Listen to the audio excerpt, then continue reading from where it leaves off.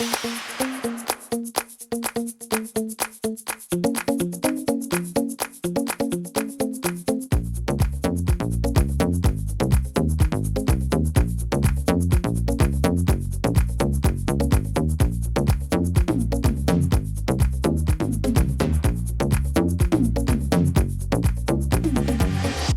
there, Grotto gamers. This is Donny Bravo with a YouTube tutorial for Sona, a guide to give a lot of players in League of Legends who aren't too familiar with Sona or her support kit a basic startup to be able to play this champion. So I'm just going to start out with Sona's abilities. Sona's a very versatile champion. She's a primary support champion that's can pretty much do anything. She can be extremely aggressive or she can be really defensive. It really just depends on how she's played, and she can swap back and forth between those playstyles very easily. She normally plays bot as support, but she's been seen playing mid and even top sometimes. The first thing we're going to learn about Sona is her passive. Sona's passive is Power Chord. After casting 3 non-ultimate spells, Sona's next basic attack deals bonus magic damage and has an additional effect based on the song that Sona last activated. So basically, in a nutshell, what this means is that when Sona casts one of her abilities, not including her ultimate of course, she gains 1 stack listed as a buff. So we'll cast a spell here, there it is right there, that's 1 stack of Power Chord. When the buff reaches 3 stacks, it becomes activatable, which means that her next basic attack will deal bonus magic damage and trigger an additional effect based on which of her 3 abilities she last used. So we'll just go ahead and do that right now so I can give you guys an example of what that looked like. Okay, so we've casted it twice now, so she's got the stack 2. We'll wait until her Q is off cooldown. Okay, so there we go. There's what a Power Chord ready looks like. Basically what that means is that her next basic attack, there we'll just trigger an enemy dummy here. Her next basic attack will trigger the Power Chord and the bonus effect based on which spell she just recently cast, or the spell she cast last. Okay, so we're going to start with Sona's first ability, her Q, which is Hymn of Valor. When Hymn of Valor is activated, it deals magic damage to the nearest 2 enemies, prioritizing champions, and changes her bonus Power Chord, what we were just talking about, to Staccato. The melody is that Sona gains an aura for 3 seconds, and allied champions that enter the aura will gain an additional 10 magic damage on their next attack. So all 3 of Sona's abilities have an active effect that she receives or that does something, and then they have a melody effect, a sort of a glow, an aura that comes off of her for a few seconds that will affect nearby champions with an additional bonus. So what we're going to do here is I'm going to trigger an allied target dummy.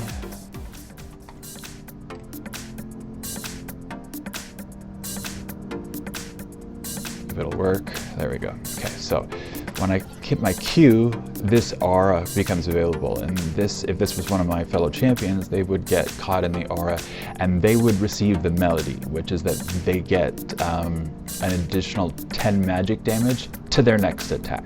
Okay?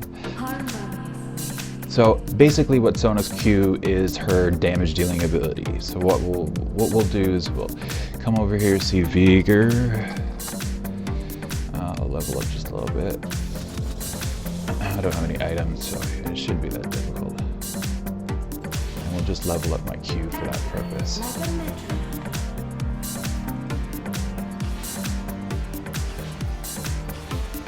Okay, so we're going to try this out here. Now notice that my Power Chord is at 2, meaning that my next ability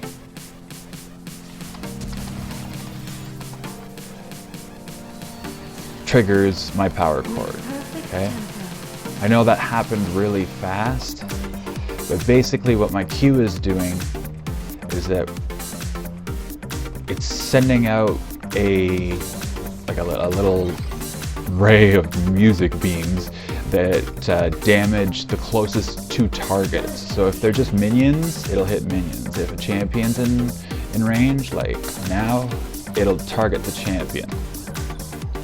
And the good thing about Sona's Q is that it's a huge damage dealer when it's stacked with a couple of specific items and some specific runes. And I'll talk about that a little bit later.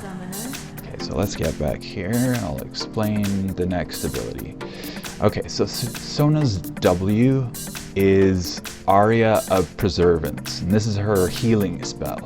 So when she activates, she restores health to herself and to a nearby champion, prioritizing the most wounded champion.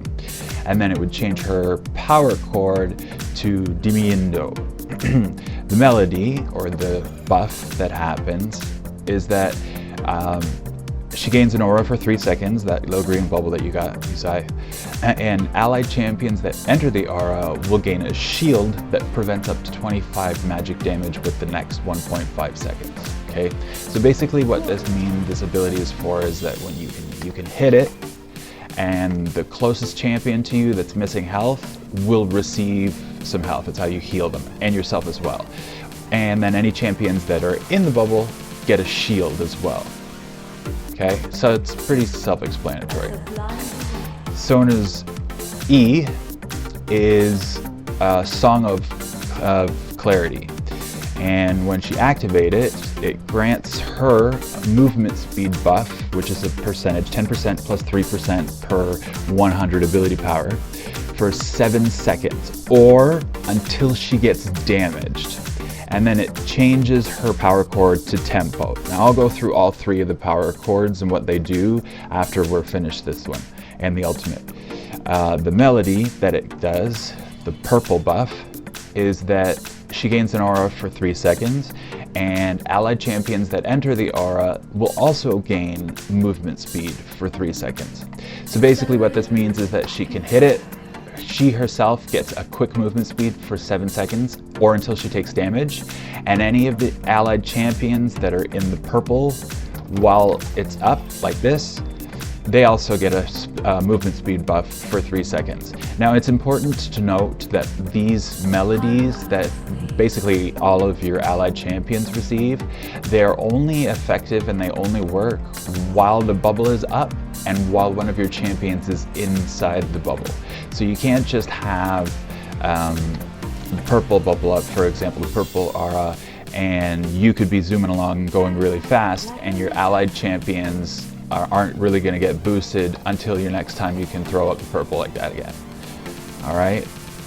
Okay, and then finally Sona's ultimate is Crescendo. And what Crescendo does when she activates is that it strikes an irresistible chord, stunning enemy champions and forcing them to dance for 1.5 seconds and take roughly about 150 plus percentage magic damage. The passive is that it reduces the base cooldown on all of her abilities by 10%. So as soon as you get your ultimate, you get 10% cooldown on all of your abilities. Basically, Sona's ultimate is just a quick power stun. It's really useful in tight situations, and it can affect multiple allies, or multiple enemies. So let's just say, for example, that we have a enemy here, and here, and here, and I go ahead and I hit my Crescendo. It goes through all of them and it stuns all of them. So it's really good in team fights, but it's got a big long cooldown on it, and I mean, once it's done, it's done. So it's not really anything to be toyed with. It's something you want to save for specific instances, either to get out of a sticky situation or to help your ADC initiate into combat in the bottom lane. All right, so let's talk quickly about the melodies and what they are and what they do. Okay, so each, like we were saying, each of Sona's 3 abilities has a melody to it that is triggered to your allies. In addition to that, her power chord has an additional effect based on what ability she last cast. additional effect that she'll receive with her power chord if blue was the last buff that she cast is that in addition to dealing damage from the power chord, she'll also deal additional magic damage because she had blue last up, or staccato. The green buff, or the Aria Preservance buff, is Dimiendo, and the power chord effect for that is that the target that she auto attacks to trigger her power chord deals 25% less damage for 25 seconds. All right, so that's really good and useful, especially when you're bottom lighting and you get stuck or you're up against a really heavy damage dealer. You can switch your power chord to green when you're making that auto attack, and for 3 seconds it'll make the auto attack target do 25% less damage. And then the final one for Song of Clarity, the power chord for that is Tempo. And basically what that does is that the auto attack target that you hit with your power chord, it slows their movement speed by 40% for 2 seconds, which as well is nice in certain situations if you need to get away from something or you're trying to catch up to somebody.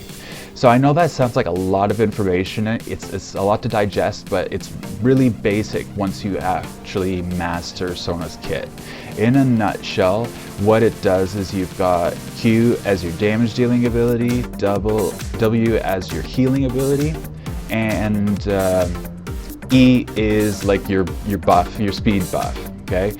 When you're using a power chord, if you're using a blue power chord, it's going to do additional damage, plus the additional damage that power chord itself does. If you're using W, it's going to reduce the damage of the target that you hit by 25%. And if you're using an E, it's going to reduce their movement speed by 40%. The ultimate, of course, doesn't play into that. It's not affected by power chord at all, so you don't really have to worry about anything like that. So that's the basics of Sona's kit. I'm just kind of playing around here in the training tutorial video here just to give you an explanation of her abilities. In the second part of this, I'm going to have some actual gameplay that I can show you her actual her abilities and her skills working in action. Okay, so I'm just going to reset the trainer here. All right. Now just for argument's sake, what I'm going to do is I'm going to level myself up to max, and I'm going to max out my gold here too. Now I'm going to go through some items. Like with any champion, it's up to you specifically, your play style and how you like to build, depending on the items that you want to use. I'm going to go through my specific play style and the items that I like to use. I'll go through my runes in the intermission part of this video before I go to the live action part, and it'll explain things a little bit easier because I'm a very unpractical Sona player. I play really aggressive, so I have a specific set of runes that a lot of other Sona players have kind of caught on to. So I'll explain that in just a moment. First of all, Sona's items is really dependent on whether you want to play aggressive or defensive. You can choose to go entirely defensive, or you can choose to go entirely aggressive. Now, for argument's sake, I have a couple of item builds that I've set up here in advance. I have a passive item build or a defensive item build, and then I have a more of an aggressive item build, and I even have a mid item build as well.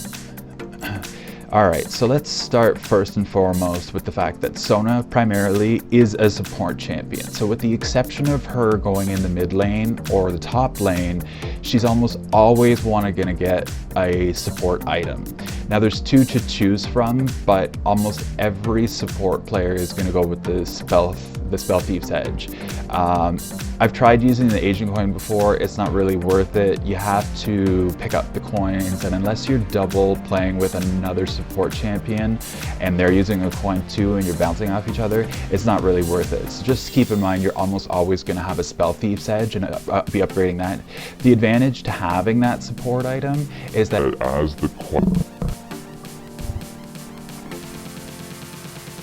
the advantage to having that support item is that as the quest gets completed, it's going to be transformed into a multi-stacked ward. So you don't have to worry about warding. Most support characters will take this item knowing that warding is going to fall upon them because this item gives them more wards than anybody else.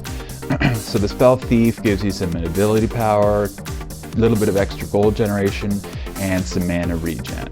So we'll take a Spell Thief, we'll upgrade it to the Frost Fang, and hell, I'll even upgrade it to its highest form, the Remnant of the Watchers. Alright, so that's going to be Sona's first item. It's almost always going to be one of her items. It's not really negotiable for the most part, especially if you're playing support.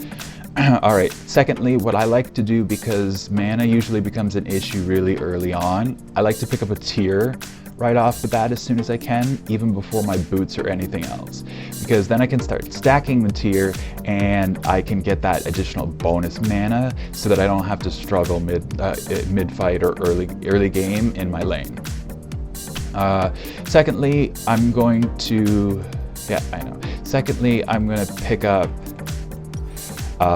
my boots. Now, a lot of people don't understand why any support character, or anybody for that matter, unless they're a really heavy mobile champion, would go with boots of mobility. Often I will pick up the boots of mobility only because I've decided to push off picking my boots up to such a late point in laning that I'm going to need it to get back really quickly. So in this instance, I'm going to pick up Boots of Mobility. Another alternative to that is that you could pick up the Ionian Boots of Lucidity and get some cooldown reduction, or you could always pick up the traditional Sorcerer's Shoes. So it'll be a toss-up between one of those three. In this instance, I'm going to go with the Boots of Mobility.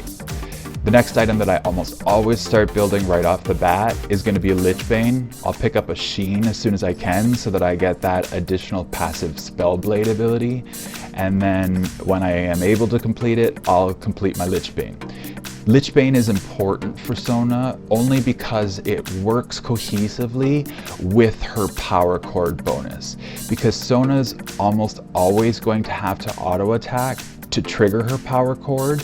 It works well with the Spellblade ability, which is that after using an ability, which she needs to do to trigger her power chord anyway, the next basic attack that she deals, which she's also going to have to do to trigger her power chord, is going to deal additional magic damage and attack damage. So it's a one and done, it all works together. You're going to have to be using an ability and then auto attacking to trigger your power chord, so Lichbane is going to get triggered every single time. The next thing that I'm going to pick up after that is I'm going to use the tier that I had earlier, and I'm going to build it into an Archangel Staff and get my Seraph Embrace as soon as it's fully stacked.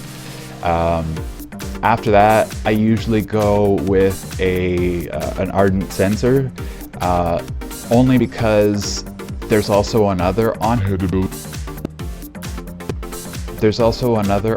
ability that happens with the Ardent Censer, that whenever you heal or shield an ally, which you're going to be doing a lot, you and your ally gain 10% to 30% attack speed, and your next attack deals an additional 5 to 20 on-hit magic damage. Pretty nice, because you're going to be doing that anyway. Lastly, here, I gotta get rid of this. Oh, I guess I can't do that in a training tool. Lastly, the last item that I usually pick up is a toss-up either between a Redemption, an Athena's Grail, a Banshee Veil, or if I'm playing really aggressive and I don't really need that extra healing or mana regen, I can usually go with a Death Cap. Alright, so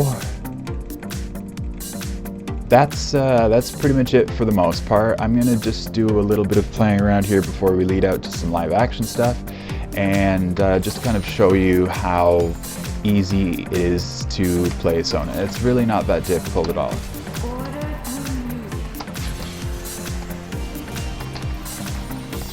See the amount of damage that she can successfully do when she's got a Lichbane and her power chord is stacked fully. I mean, a lot of people underestimate Sona players because they think that she's just a support champion and she can't do that much damage. But the advantage to playing with Sona is that very quickly she can go defensive by hitting her W, or she can go aggressive by hitting her Q.